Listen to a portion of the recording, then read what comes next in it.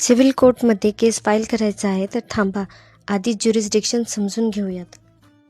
सगळ्यात आधी समजून घेऊयात ज्युरिस्डिक्शन म्हणजे काय असतं. तर ज्युरिस्डिक्शन म्हणजे न्यायालयाचा अधिकार, कायदेशीर अधिकार असतो. म्हणजे कोणत्या कोर्टला कोणता केस ऐकण्याचा हक्क आहे हे ज्युरिस्डिक्शनमध्ये सांगतात. सिव्हिल नेचरचे सर्व वाद ऐकण्याचा अधिकार सिव्हिल कोर्टाला आहे. पण जर एखाद्या स्पेशल लॉने मनाई केली असेल तर सिव्हिल कोर्टला ज्युरिस्डिक्शन राहत नाही.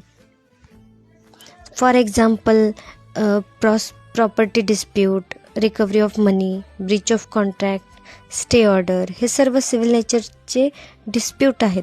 पण जर इन्कम टॅक्स किंवा लेबर डिस्प्यूट असल्यास तो केस सिव्हिल कोर्टमध्ये नाही तर संबंधित अथॉरिटी किंवा ट्रिब्युनलकडे दाखल करावा लागतो.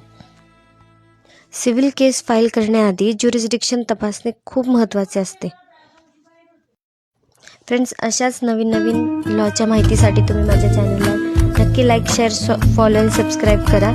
आणि जर तुम्हाला लिगल काही प्रॉब्लेम असेल तर नक्की मला कॉन्टॅक्ट करा. थँक्यू.